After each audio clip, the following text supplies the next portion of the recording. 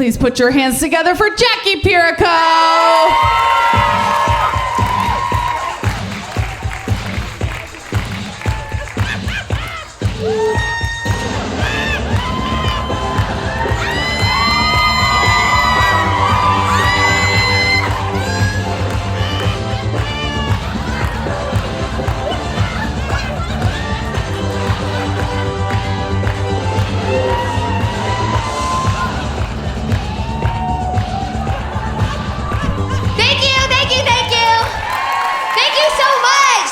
So much. The Royal Theater. Do you like my model walk? Don't you like a model walk like that? Like,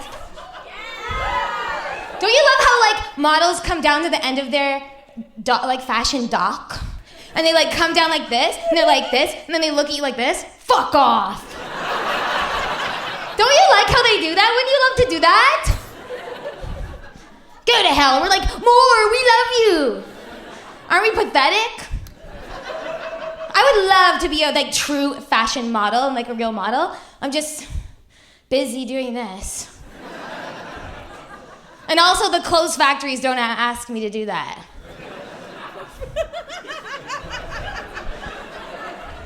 I think it's because I'm not long enough. That's the problem. Ooh, I'm not long enough. I have a cousin who's a true, actual, real, for real fashion model for real. And you should see how long she is. She's so long and leggy and like tall. And like, I don't hate her. I just hate being in the same room and next to her. Because she's so long, like one of those girls that's like a long, leggy, long leg, like so long that it like renders her butt so desirably high up off the floor. Like that kind of girl. And blonde too, like blonde and strong and like really like sporty and long and strong. Probably because she was breastfed, la-di-da. Big whoop. Not everybody gets to get breastfed, okay? Some people's brothers come along first and essentially trash the diner. That's why I didn't get to get that. I've been rendered a runt for life. I was on the way here and I went through the town square. Oh my God, the town square, Young Dundas Square. The town square. And guess who I ran into there? You know him. This guy. Jesus loves you! I ran into that old guy. You know that guy at the town square? Jesus loves you, he said. And somehow he's on every corner of the square. Like quadruplicated on every corner of the square that you may arrive at. Jesus loves you! You're like, okay. You know, I don't know what to say to that guy. I'm always like this. Oh, okay. Well, just tell him I'm popping into HomeSense briefly. Jesus loves you. I don't know what to say to that guy, but I'll tell you this much. Typical. Of course Jesus would love me. It's like always the guys I don't really give a frig about who are like obsessed with me. Typical. The only way I would like be into Jesus back is if Jesus was like kind of like mean to me. Hubba. That's my type. Historically, that is my type. Like the kind of guy who like only ever puts his arm around you if there's like another guy hitting on you or like another Messiah hitting on you. And it's like always kind of too tight right around your neck, like, that's my type. But you know what? If it was mutual between me and Jesus, you wouldn't catch me on the corner telling every Joe Schmo that Jesus loves you, because I know what kind of like girl I am. And if I'm into a guy at all, I don't even want him looking at anyone else, let alone loving anyone else but me. You guys are like, oof, that one wasn't a joke. That one was not a joke. You know, that's the kind of girl I am. I don't want to open things up. I'd be on the corner like this. I'd be on the corner like, Jesus loves me and he thinks you're a basic bitch and he barely even knows you're alive. And every time I mention your name, he's like, who? I'd have a pamphlet iterating that. I I just get uncomfortable with that guy, Jesus loves you guy, because I wasn't raised religious at all, like not one shred even. Like I wasn't baptized, I didn't go to church, nothing. But it didn't stop my parents from putting me in a lot of kind of Bible-adjacent, church-sponsored kind of youth group things because it was free childcare. They saw the brochure, they're like, free? Maybe we have heard the good word. And they told me, you go there now after school and don't screw it up. So I was like, okay, and I went, and I tried to fit in, don't screw it up, be incognito, go under the radar, nose to the grindstone, go on the periphery, be cool, don't blow your cover. And I did, I was cool until that is hymn time rolled around. That's when I always blew my cover when hymn time came around. Because I was a kid that had the music in me, I really had the music in me as a kid. I had the music in me, especially compared to these kind of like Dudley indoor kind of churchy milk dud indoor kids. They were always phoning it in at hymn time.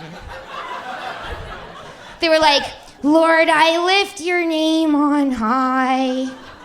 And I was like, Lord, I love to sing your praises. Thanks.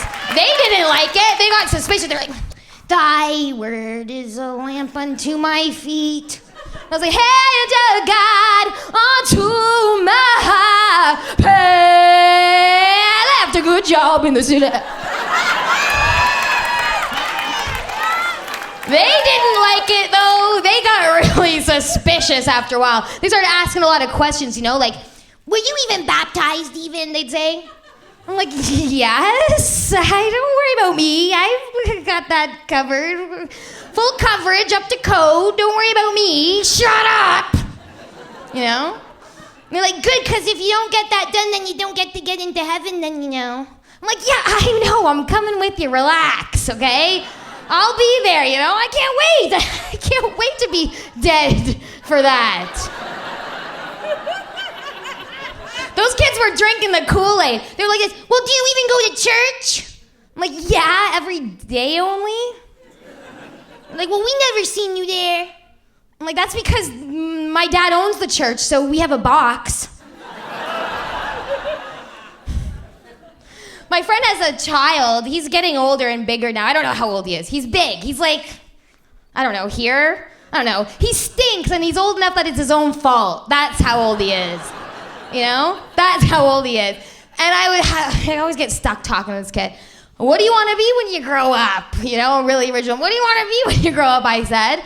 And he's like, well, I either want to be like a computer coder of doing software, like coding, or I want to be like a rock and roll drummer. And I was like, oh, brother.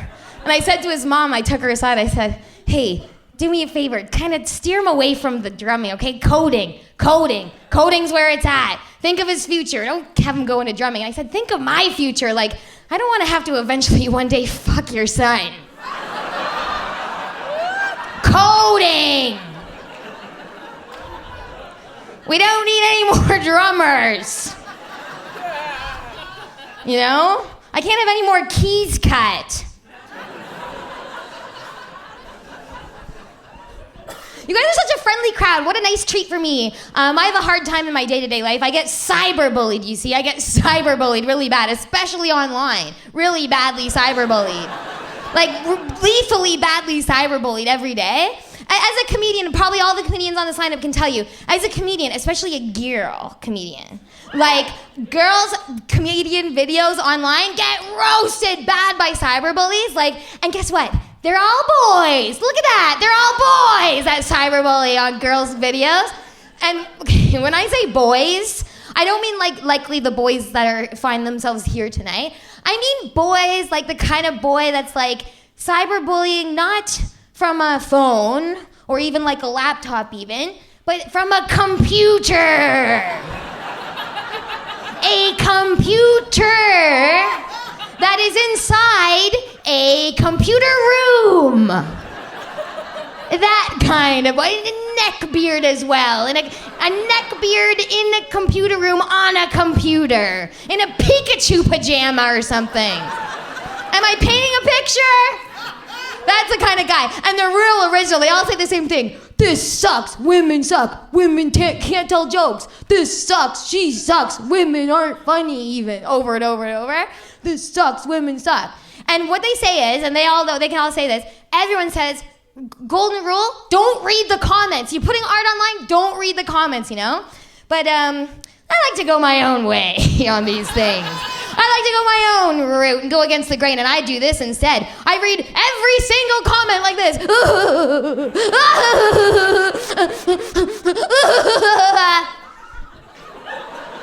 Just the way I like to deal with it. And I try not to reply until they start getting personal, and they always do. Like one guy was like, look at her big buck teeth like a gopher. He said, nice veneers, he said. And I was like, actually, they're my natural normal teeth, and they're just naturally too big for my face. Fuck. And then one guy was like, oh, she's so loud, she talks so fast, her voice is so annoying. And he said, how many lines does this bitch do before she gets on stage? And I said, actually, I don't do any lines, thank you very much. I just dump it in one big pile and do it all at once because I don't care for fiddly things. Thank you. But anyway, so I'm doing my nightly revisiting of my videos. And then I saw a comment that said this, enough, the comment said. I was like, it said, enough is enough. And I looked and it was from a girl. And she was defending me. Enough is enough, she said. I'm sick of you sexist prick, piglet, piggy, sexist pigs saying women aren't funny. I've had enough. And I was like, oh, right on. Because she wrote like a big long thing. Oh. And then she went on to say, yes, granted, this woman does suck.